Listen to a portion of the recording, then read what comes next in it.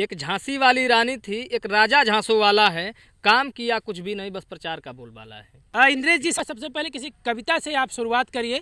हम देश की जनता को एक कविता सुनाना चाहते हैं, एक झांसे वाले राजा की। जो झांसे वाला राजा देश के लोगों को झांसा दे रहा है, और मैं अपनी कविता के माध्यम से उन लोगों को सतर्क करना चाहता हूं जो उसके झांसे में आकर के अपना भविष्य चौपट कर रहे हैं।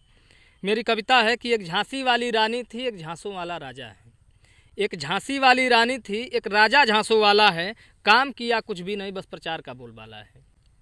एक झांसी वाली रानी थी, एक राजा झांसों वाला है, काम किया कुछ भी नहीं, बस प्रचार का बोलबाला है। और जनता को उस पर भरोसा नहीं, ज़बरदस्ती गारंटी देता है। क्योंकि जनता अब उस पर भरोसा नहीं कर रही। जनता को रोज़गार चाहिए, जनता को महंगाई से राहत चाहिए, इसलिए जनता को उस पर भरोसा नहीं है। लेकिन कुछ मीडिया के अपने चरण चुंबकों के द्वारा जो है अपनी गारंटी ज़बरदस्ती थोप रहा है लोगों पर, कि जनता को उस पर भरोसा नहीं, ज़बरदस्ती लोगों को गारंटी देता है। और मेहनत करके कोई सफल हो जाए तो उसका क्रेडिट अपने ले लेता है। मेहनत करके अगर कोई सफल हो जाए तो उसका क्रेडिट अपने ले लेता है। और मीडिया के मुंह पर उसने मारा पैसों का ताला है। एक रानी झांसी वाली थी, एक राजा झांसों वाला है। एक रानी झांसी वाली थी, एक राजा झांसों वाला है। किसकी बात कर रहे हैं आप? ये झांसों वाला राजा कौन है? ये झांसों वाला राजा के बारे में जो सुनने वाली जनता है वो भी समझ रही है, आप भी समझ रहे हैं, सारे लोग समझ जाएंगे। क्योंकि मैं खुल के नहीं कह सकता हूँ, लेकिन झांसे वाले राजा के बारे में किसी से कुछ छुपा नहीं है, सबको पता है कौन झांसों वाला राजा है। यहाँ तक कि गूगल करने के बाद भी पता चल जाता है कि झांसों वाले राजा का फोटो आ जाता है उसका। गूगल बताता है कि झांसों वाला राजा? जी बिल्कुल बता देगा। आप झांसों वाला राजा डालेंगे गूगल बता देगा, यूट्यूब पे झांसों वाला राजा डालेंगे बता देगा झांसों वाला राजा कौन है। अच्छा ठीक है, आगे की लाइन होने चाहिए। आगे की लाइन है, किसानों को सतर्क किया जा रहा है कविता के माध्यम से। और किसानों की दशा को बताया जा रहा है कि किसी धर्म स्थल पर जाइए, किसी धार्मिक जुलूस में जाइए तो आप पे फूल बरसाए जाएंगे, लेकिन किसान के आंदोलन में जाइए तो आपके लिए कील धसाए जाएंगे। तो उस पर है कि सालों से किसान रोड पर बिलख रहे हैं, इनके वादों की उम्मीद पर इनकी राहें तक रहे हैं। इन्होंने किसानों के लिए बहुत लंबा चौड़ा वादा किया था, दुगनी आय दुगनी कर देंगे, और पता नहीं क्या क्या वादा किया था। और वादा करने के बाद 50 किलो डायरी में 50 किलो डाई का 45 किलो कर दे, 5 किलो वो भी किसानों से खा गए। तो सालों से किसान रोड पर बिलख रहे हैं, इनके वादों की उम्मीद पर इनकी राहें तक रहे हैं। बस लंबी लंबी फेंके उनकी सुनने ना जाए, गरीब को 5 किलो राशन देकर अपने महंगा मशरूम खाए। बस लंबी लंबी फेंके उनकी सुनने ना जाए, और गरीब को 5 किलो राशन देकर अपने महंगा मशरूम खाए। और कर्ज लिया है इतना कि देश का बैठ गया दीवाला है। कर्ज लिया है इतना कि देश का बैठ गया दीवाला है। एक रानी झांसी वाली थी, एक राजा झांसों वाला है। एक रानी झांसी वाली थी, एक राजा झांसों वाला है। और इसकी अगली लाइन है, बेटियों, महिलाओं, देश की आधी आबादी जिसको बोला जाता है उस पर है कि देश की आधी आबादी के लिए इन्होंने बहुत कुछ बोला था। महिलाओं के लिए इन्होंने बहुत कुछ बोला था, और महिलाओं की स्थिति इनके आने के बाद क्या हुई किसी से छुपा नहीं है। चाहे हाथरस देख लीजिए, उन्नाव देख लीजिए, मणिपुर देख लीजिए, चाहे देश के कोने कोने में किसी भी राज्य में चले जाइए, जहाँ जहाँ इनकी सरकार है, जहाँ जहाँ उस राजा की सरकार है, वहाँ वहाँ इनकी स्थिति चौपट है। पहलवानों के साथ, हाँ, पहलवान बेटियाँ थी, जंतर मंतर, मैं तो वहाँ गया भी था, उस धरने में मैं वहाँ गया भी था। वहाँ की स्थिति देखने के बाद यही लग रहा था कि जनता को इस प्रकार से चूरन, कोई समझ लीजिए कि नशे भांग का चूरन खिला दिया गया है कि जनता इतना कुछ भ्रमित हो गई है, या फिर चाहे जो भी हो, कहीं अब चाहे कैसे जीत रहे हैं कुछ पता नहीं चल रहा है। कि बेटी बचाओ बेटी पढ़ाओ के नारे जो बड़े जोर से देता है, जो देश का राजा है वह बेटी बचाओ बेटी पढ़ाओ का नारा बड़े जोर से देता है। और लुटती बेटियों की इज्जत को भगवान के भरोसे छोड़ देता है। और लुटती बेटियों की इज्जत को भगवान के भरोसे छोड़ देता है। बेबस लाचार बेटियों को तड़पता देखने वाला कैसा ये रखवाला है। बेबस लाचार बेटियों को तड़पता देखने वाला कैसा ये रखवाला है। एक रानी झांसी वाली थी, एक राजा झांसों वाला है। एक रानी झांसी वाली थी, एक राजा झांसों वाला है। और बात महंगाई की हो रही है तो बात चंदे की भी होनी चाहिए। बिल्कुल भाई, चंदा का तो सवाल चल रहा है इस समय। हाँ, कि चंदा लेकर के धंधा दिया गया है तो वो गंदा काम करेंगे ही।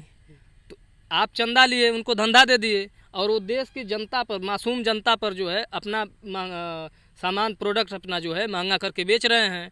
तो लोग अब लोगों को थोड़ा पता है कि आप जो जो ये सस्ता सामान खरीदते थे जितना कम पैसा में, तो दुगना पैसा जो दे रहे हैं उनको थोड़ा पता कि ये पैसा आपकी झोली में पहले में चला गया है। तो इनकी झोली में जो पैसा डाल दिया गया है उसी के बदले अभी हम लोगों को महंगाई की मार हाँ, झेलनी पड़ रही है। उनकी झोली में गया हुआ पैसा हमारी जेब से निकल कर जा रहा है, समझ लीजिए। तो यही है कि जो चोरों से चंदा लेकर धंधा देने वाला, चोर देश की कंपनियां हैं जो लोगों पर टैक्स, लोगों पर सामान को अपना महंगा करके लोगों के जेब से पैसा निकाल के, समझ लीजिए कि ज़बरदस्ती उनकी मजबूरी है कि अब आपको खाना है तो आप लेंगे सामान। तो ये ज़बरदस्ती लिया जा रहा है कि जो चोरों से चंदा लेकर धंधा देने वाला, जो मीडिया के गर्दन में अपना फंदा देने वाला, देश का चतुर्थ स्तंभ जिसको बोला जाता है, जो देश की मीडिया है, ये गोदी मीडिया बन चुकी है। वह राजा चाहे कितना हूँ गलत करे, गोदी मीडिया उसके खिलाफ कुछ नहीं बोलेगी, उसके साथ जाकर फ़ोटो खिंचवाएगी, उससे हाथ मिलाएगी, उसके साथ बैठ के खाना खाएगी, लेकिन उससे सवाल मीडिया नहीं कर सकती क्योंकि उसको सवाल करने की मनाही है। तो जो चोरों से चंदा लेकर धंधा देने वाला, जो मीडिया के गर्दन में अपना फंदा देने वाला और देश की संपत्तियों को बेचे, वो देश लूटने वाला है। जो देश की संपत्तियों को बेचे वो देश लूटने वाला है। एक रानी झांसी वाली थी, एक राजा झांसो वाला है। एक रानी झांसी वाली थी, एक राजा झांसो वाला है। इंद्रेश जी, हम आजमगढ़ में हैं और आजमगढ़ की अगर सियासत की बात की जाए तो ये चुनाव कोई भी हो, चाहे विधानसभा या लोकसभा हो, आजमगढ़ की चर्चा पूरे देश में रहती है कि आजमगढ़ सपा का गढ़ है। लेकिन पिछले उपचुनाव में यहाँ से दिनेश लाल यादव निरहुआ जीत जाते हैं तो कहीं ना कहीं इस सपा में के किले को वो भेदने में कामयाब हो जाते हैं और अब की भी बार दावा कर रहे हैं निरहु कि यहाँ से वो चुनाव जीतेंगे। तो क्या आप लोगों से अपील करेंगे या किन मुद्दों को लेकर लोग वोट करें अब की बार आजमगढ़ में? देखिए, किला उला किसी का नहीं है।